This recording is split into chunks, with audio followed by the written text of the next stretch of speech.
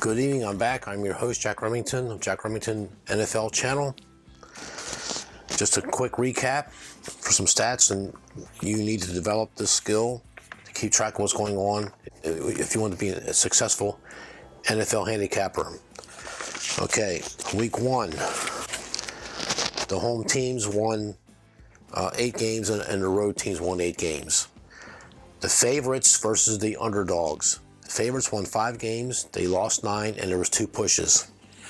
Home underdogs, they won 1 game, lost 4 with 1 push. So, and there was 1 1-point game and 1 2-point game in week 1. Week 2, the home teams won 9 games and the home teams lost 6. The favorites and the underdogs split 8 and 8. But the home underdogs were 2 wins and 4 losses. So at the end of 2 full weeks, we have the home underdogs going 3 wins, 8 losses, and 1 tie. Not very good. So the home underdogs are getting slapped this year in the NFL. After the year 2000, the home dogs have not done as well as the previous 35. Why is week 3 the hardest week to handicap in the National Football League? I'm going to tell you why real quick. Because the 0-2 teams and the teams that are 1-1 with high expectations, they have to win. If they do not win, the 0-3 teams, they know that they're toast. How many teams have ever won the Super Bowl since 1965 in the Super Bowl era? How many teams? Do you know the answer? I do. Big, fat 0. No team has ever gone 0-3 and won the Super Bowl. No team has gone 0-3 and went to the Super Bowl. I don't think any team has gone 0-3 and ever went to any AFC or NFC title game, but I'll check on that.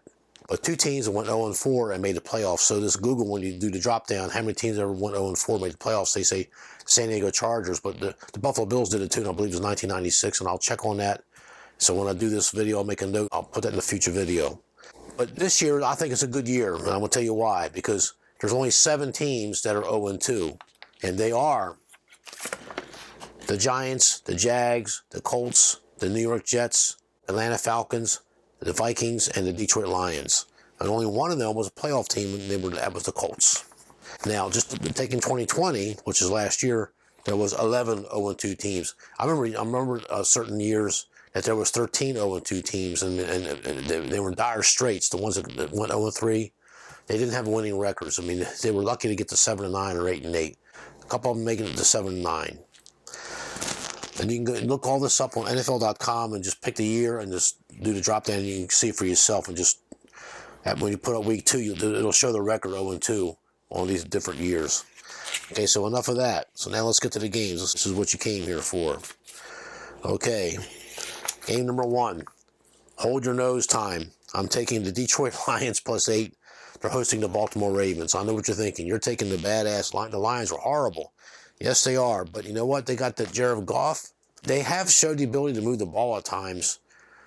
They were winning it against Green Bay. They were shocking me. I thought, my goodness, do we have an upset here? But then it started raining in the 4th quarter. But it started raining, and Goff, he couldn't handle the ball. He fumbled the ball. And then there was something else that happened. And the next thing you know, Green Bay scored a couple of times, and they pulled away. And I'm taking this team because even though I had Baltimore on the pool last week and I won with them, and I'm glad I won with them, their defense, I've never seen them look so bad. This is the worst Baltimore defense I've ever seen this Baltimore Ravens team ever field. I mean, they have no pass rush. The linebackers are so-and-so, and their back 4, the defensive backs and free safeties, they're average at best. I was shocked how Kansas City was cut through them like butter. Derek Carr carved them up too in week 1. And I had that game. I had the Raiders, thank goodness. Anyway, long story short, I'm taking the Lions +8. Yeah, the Ravens are probably going to win the game. I mean, if you put the gun to my head, the Chili Palmer and Get Shorty, sometimes you make your best decision when you got a gun to your head. If you put the gun to my head, I would say the Ravens will win the game barely, but I think the Lions are going to cover. Game number 2, I am taking the Buffalo Bills -7.5, hosting the Washington Football Team. I don't normally take chalk like this, or lay the chalk, and scratch the chalk on the board, as they call it, because I'm an underdog better. But you know what? The Bills rebounded in a big way last week. I mean, they shrunk their rival that's up and coming, the Miami Dolphins. Doesn't matter whether they had the quarterback out or not. I still think Buffalo was going to shellac that team. And I mean, I had Miami out. It was my one loser last week.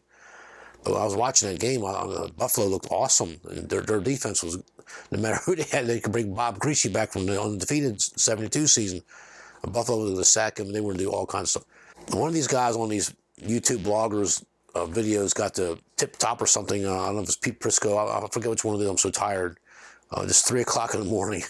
I'm trying to film this thing. And I got to get up. I got a job interview tomorrow morning for a sideline thing for some side money. And it showed number 73, the left tackle for the Miami Dolphins. He's the #1 draft pick. And they just blew past. I mean, I can't believe the coach didn't bench this guy. So I think it was Flores is the coach of, Brian Flores is the coach of the Miami Dolphins. He didn't show me anything in that game.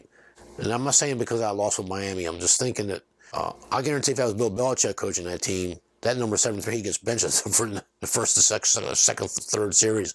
And that's that. Now, the critics keep saying, well, I think Washington's going to cover because Buffalo's offense is not that good. And Josh Allen, he's still struggling. But their defense is playing lights out. And now let's talk about the Washington point of equation. They should be 0-2. I picked the Chargers in week 1. There's a 1-point dog at Washington, and the Chargers won that game. It looked pretty good. It's hard to maintain a good defense year after year after year. And this whole young Washington team, they haven't learned how to do that yet. And they're still a young team. And they're on the rise. But I think Buffalo's there. I mean, Buffalo is a legitimate, bona fide Super Bowl contender. And they're going to, last week was good for them, showing, hey, look, this is who we are. And now they're going to be, they're home. I don't think they're going to lay an egg like they did in week 1 and let the Steelers block that punt and everything else. The Bills got a good coaching staff. I have a lot of confidence in the Buffalo Bills, and enough to lay this chalk this one time, give it a shot. Game number 3. Speaking of the Chargers, the Los Angeles Chargers, I'm taking +6.5 at Kansas City. Well, they beat them in the spot last year in this division rivalry.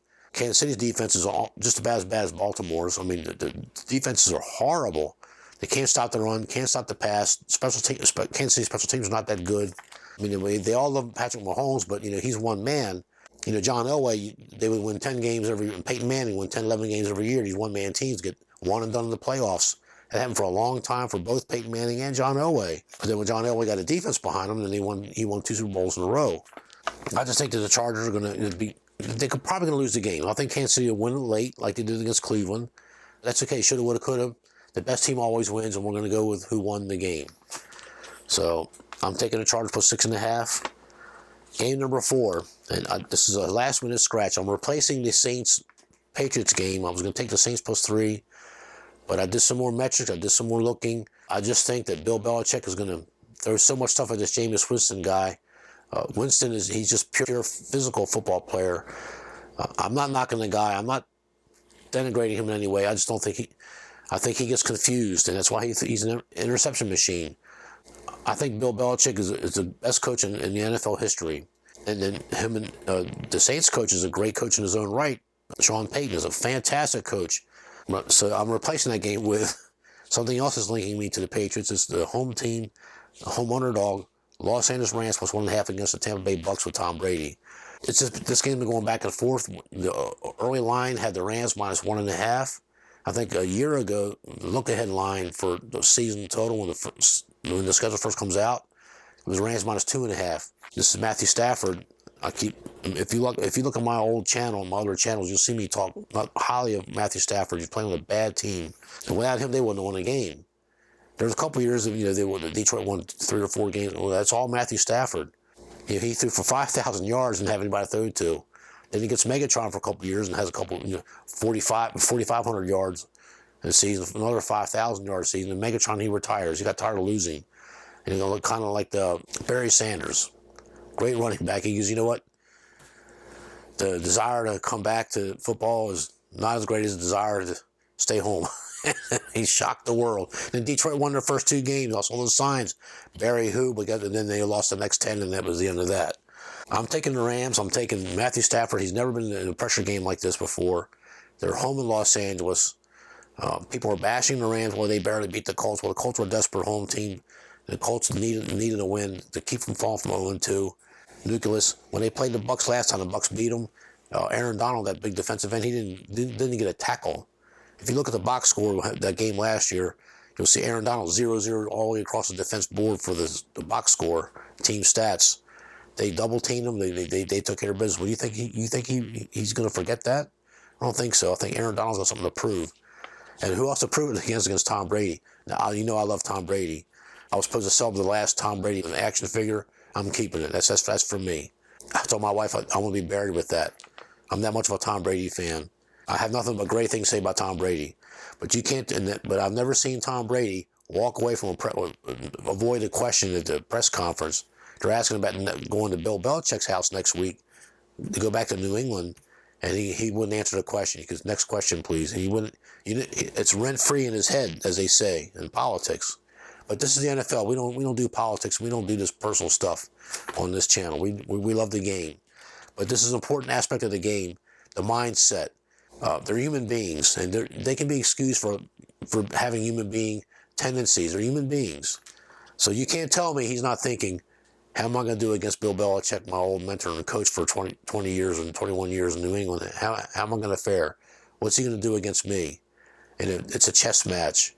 I got something I got to prove. I mean, Tom Brady, he goes, I got something I got to prove. I'm going to show Belichick that it was me, not him.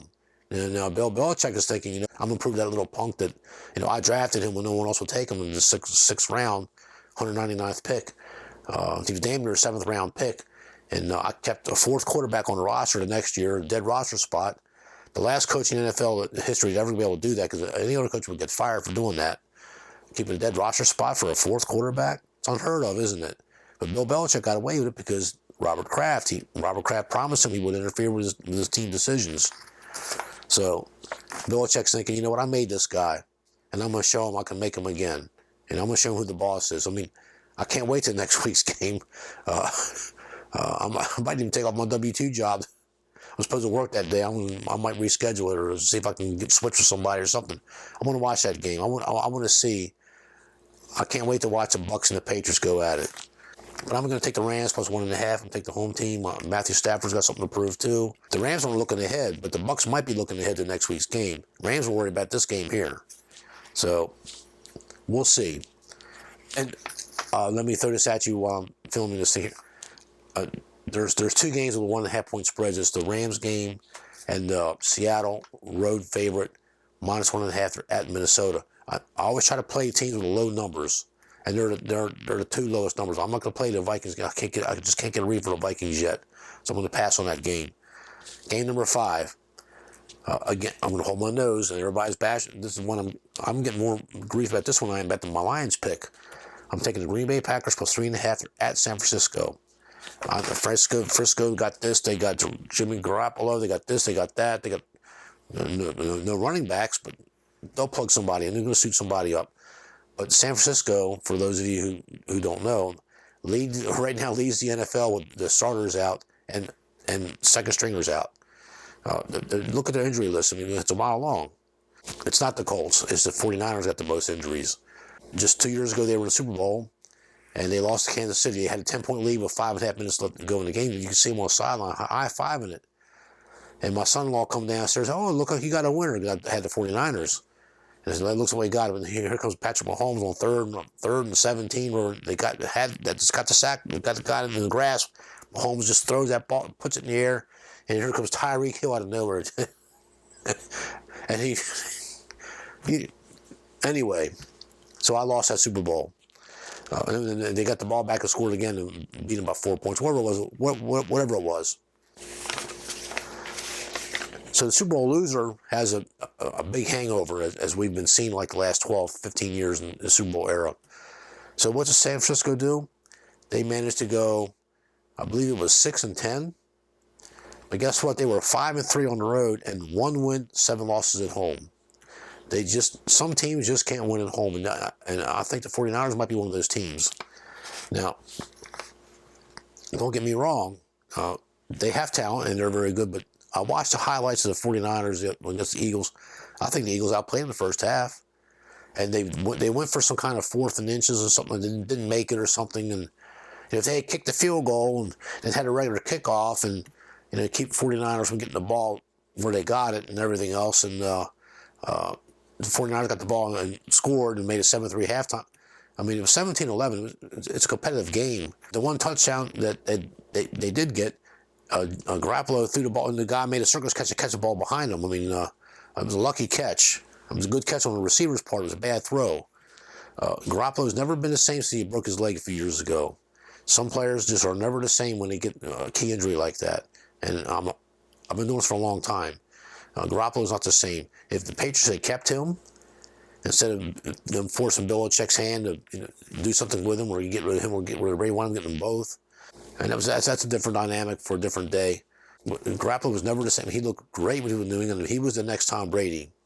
And the 49ers, who have they beat? I mean, they beat a cream puff in week 1 on the road, and then they barely beat the Eagles. The Eagles are not setting the world on fire. I mean, they got a good. The Eagles have a good defensive line and good offensive line, but that's about it.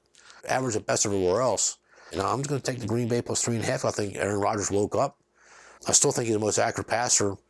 Him and Ryan Tannehill, they're the most accurate passers in the NFL right now. I mean, I'm talking about for pinpoint accuracy, putting that ball on the spot where receivers at all the time for an average slot out passes and AB divide, running back passes out of the backfield. The two best passers I've seen. Brady's great too, but the accuracy is Aaron Rodgers and Ryan Tannehill of the Titans. So those are my 5 picks. The Lions plus 8, Bills minus 7.5. Chargers plus 6.5, Rams plus 1.5, the Green Bay Packers plus 3.5. My 2-team teaser, I'm 0-2 in teaser, so I got to improve on that. So what I did this time, I guess I scratched my teaser again. I think I got a good one. I'm going to go for a 7-point teaser, so we're paying $1.30 juice, 30% juice. We're going to take the Bengals plus 10. They're at Pittsburgh, and the Raiders plus 3. They're hosting the Dolphins. And I'm doing something very dangerous. This is a do as I say, not as I do. I'm going through 0. The Raiders are 4-point favorites over the Dolphins. I'm going through that 0, and I'm going to get the Raiders plus 3. A lot of people are picking the Dolphins to win the game outright because they have no faith in the Raiders' defense. But the Raiders' offense, Derek Carr, and yeah, they're one-dimensional. But so was Joe Montana when they won a couple Super Bowls too. They had a great passing game with Jerry Rice and John Taylor, and they had Roger Craig, but they were a passing team, and they won a lot of games that way. They were one-dimensional too.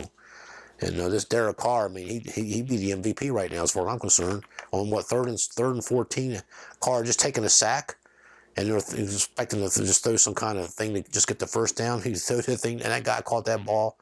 That was a shocker. It impressed me. I'm hard to impress. So my 2-team teaser: Bengals plus 10, Raiders plus 3. I think Pittsburgh might be shot. Roethlisberger is questionable. Cincinnati's, it's a division rivalry game. I think 10 points is enough for this teaser. My survivor picks. I joined the 2 contests, and I'm alive in both of them. Some people got knocked out in week 2. Some people already got knocked out in week 2. I'm shocked. But week 3, I'm taking the Buffalo Bills for the first survivor pool, and I'm taking Arizona Cardinals for the second one. So I'm still alive in both of them. And I want to make one last comment about the 0-2 teams. Okay, you're a rich young man in the NFL getting this big money that you're never ever going to see again, and you know it. I don't care how much insurance you can become an insurance salesman, you can become a commodities broker, you can become a private investor in commodities or stock market. You're not going to make the money you're ever going to make in the NFL. But the average NFL life is 5 years. That's what pension is set at 5 years. So you got to make your money and stay healthy. Grind it down for the 5 years. Don't overeat and everything else. Weight problems off season. Stay in somewhat shape. Don't get too slovenly. Don't screw too many broads, and don't take too much booze and drugs and smoke the cigarettes and everything else, cigars and chewing tobacco, whatever. You're a rich young man, okay? Now your team goes 0-3. What are you going to do? You're going to mail it in, okay? So, and what are the coaching staffs going to do? Maybe not the head coach if he's under a contract. But you got to remember, a lot of the assistant coaches, a lot of them are year to year. A decent one that's been around with some tenure might get a 2-year contract. The assistant coach is always under a contract similar to the head coach. But you got to remember, they're all linked together, and they're all friends, and they all network together, just like any other business. So your team goes 0-3. Okay, if you can't win when you're 0-2, this is why it's a tough week. The 0-2 teams, you fall to 0-3, you need to mail it in. Now tell me, you're a rich young man. Are you going to keep trying hard and go all out and get that extra half an inch when you can if you're running back? You're going to mail it in. You're going to do just enough to keep the coach from getting on your ass and make it look like you're doing. It's called, when I was growing up, when I was playing football, it was called mail it in. So that's the term. If you hear that from commentators, that's from the old school, mail it in. I'm a scout with the Buffalo Bills, and I'm a scout with Minnesota Vikings. We just fought at 0-3. I'm going to apply for. I'm going to try to work for New England next year, or I'm going to try to work for Miami Dolphins next year. I'm going to try to work for the Las Vegas Raiders next year. You're already thinking. You're already planning. But if you can win that third game, and you're 1-2, you're back in it. Even if you lose in week 4, you're still in it. But if you go 0-3, you're pretty much done. When you go to 0-4, forget it. They're already, and then the next thing you know, you're not going to get the reps in practice. They're going to start looking at other people. They'll open up the camps a little bit. They'll have 2 days for people for tryouts and stuff, and that's how they get their extra kickers and punters in first. I mean, all this is coming back. I mean, you have to know these things about the NFL. You have to know with no script in your hand, no teleprompt, no notes, no nothing. I got notes here, but I don't have anything. I can say what I want, and I could be lying, but I'm not. I'm telling you the truth. I know my head. Miami beat New England by 1 point in week 1. I don't have to know the exact score, 17-16 or whatever it was. I think 17-16. I just have to know and remember that Miami beat New England at New England by 1 point, and Miami was the underdog. So, and I looked at the highlights. I thought Miami outplayed them. I thought Miami had more bounce and looked better. But Bill Belichick is the best coach in football. He got the team back in it. They were down 17-10 at halftime, wasn't it? And then New England kicked 2 field goals, but they couldn't punt it in the end zone. So what does New England do? They play the Jets the next week, and they beat 26-6 or 26-3, something like that. I mean, they annihilated the Jets, and they kicked 6 field goals. That's pretty darn good. That also tells me that they couldn't punch the ball in the end zone. But that's okay. Belichick does stuff like this. He just makes sure he wins the game. Let me close this video by saying that you have to know these things when the season is progressing. And you're not expected to know this for next year. If you can remember, fine. But if you can't, well, that's fine too. But you got to know already. You got to know that the Vikings are 0-2. You got to know that Seattle 1-1. And the Tennessee, what a game that was. And we had them last week. I thought I had a loser. It looked like Seattle was killing them. But at Seattle, but Tennessee, I mean, they show what I've always known. They got a complete team. And if you get Derrick Henry the ball, and he had a 60-yard run, and I knew then I had a chance to win that game. And they got into overtime, and that was great. But Seattle wasn't out of it, though. They almost came back. But that's okay. You have to know, with no script, you have to know that the Rams, they're 2-0, but it looks like they struggled against the Colts. It was a 3-point game, but guess what? They had the game well in hand. It was a backdoor cover. And I almost took the Rams. I would have had to lose by half a point. Half a point, the hook would have got me, because it was the Rams minus 3.5. The Colts only lost by 3. Backdoor cover. So you have to watch out for that. Carolina, they're 2-0 and they're looking pretty good. Jacksonville might be the worst team in the NFL. They said Houston was going to be the worst. When Jacksonville was favored in week 1, I thought, what? But I didn't like either team, so I stayed away from that game. But you know what? I'm not surprised Houston's doing what it's doing. They put up a fight against Carolina on Thursday Night Football. It was 7-6 halftime. They just couldn't score. They got 1 field goal in the second half, and Carolina pulled away. They lost McCaffrey, so we'll see what Carolina does. The Saints, they beat the snot out of the Green Bay Packers 38-3 in week 1. Looking good when they laid an egg the next week. What else can I say? Look at Buffalo. And then Pittsburgh blocked that punt. And they quit. You could see them not. Or at least I could see it. But I'm sure that coach chewed them a new ass. They're a young team, but that coach McDermott, I mean, he got him in. I'm sure he chewed him a new ass. That's his job. What else can I tell you about football? I mean, you don't have to know the jersey numbers. You don't have to know which college you went to. You don't have to know what the weight is in the off season. You don't have to know which ones are doing the wife swapping, the girlfriend swapping, and got this girlfriend in each airport. You don't have to know any of that. They got to pass the eyeball test. Try to look at the highlights if you can't watch the games. Try to watch full games when you can. You got to put the time in. There are no shortcuts in the NFL handicapping. Let me close this video. The major sports, you got baseball, football, basketball, and hockey. And some people now say soccer, so we'll have 5 major sports, okay? Coaching is the most important in the NFL. And notice I didn't say college. We're talking professional sports. Coaching is somewhat important in college football, but it's a different game. The rules that you use for the NFL and tendencies and betting trends and everything else, they don't apply to the college. I'm telling you, you'll lose your ass if you try that. But coaching is the most important in the NFL because you are moving a lot more chess pieces, and the more chess pieces you move, you better know what the hell you're doing. It makes sense to me because I've done it so long. And that's why the NFL is the hardest one to handicap. I can tell you that all my contemporaries, these guys you see, these people on pregame.com and these other sites, Wager Talk, and they're very good handicappers, and they bring their guests on, David Coker and this guy. And David, was it Nover? I mean, they're very experienced. I mean, they have more experience than I have. I mean, they're very, very, very good. They're going to get more right than they're going to get wrong, and they have subscribers. And so they're called touts. That's a profession. They're a tout. But they do all sports. They do all these sports I just mentioned. Okay, I do one sport, the NFL. They would never hire me for any of these sites or anything like that. But some of them know who I am, though. And I'll close it at that. But you got to put the time in. If you want to beat the bookie, you want to beat the casino, and the money management is going to be the most important skill you're ever going to have. And that's a skill I wish I had, for a few decades, and I was just losing my ass. I'd string 5 wins in a row, and I would blow it on the 6th game, and I would be mad and try to get in the 7th game or Sunday Night Football or Monday Night Football, and I would lose that too, or push or whatever, and spin your wheels, make bad bets, 3-team teasers and parlays and this and that. If you know what you're doing, you can get away with some round robins. And I've had that's one thing I've done very well with when I was going to Vegas. Not so much online. If you want to beat the bookie, if you want to beat the casinos, money management. If you don't master that, you got no business in it. Now it's just a hobby, and you're just going to you may as well budget some money and just throw it out the window, like Gary Shanley, a comedian, used to say. I'm going to go to Vegas, so just run the window, just throw out your money on the highway and watch them pick up bet on who's going to get the money. I mean, that's pretty funny joke. Anyway, but you got to put the time in. You cannot beat this game ever in the long run. You will be a lifetime loser if you dig yourself too deep. No matter how good you may get, you'll never dig yourself out if you owe so much money up front. These teasers, I'm 0-2. I'll see if I can win this one, and I'll plot and plan the next one. Just 5 yards a crack. Okay.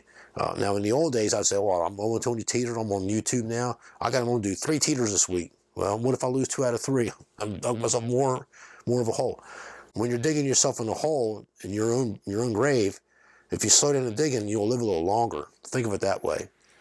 So, but there's no escaping not putting the time in and studying those charts, looking at the lines, looking at the line movements, looking what the money is coming in.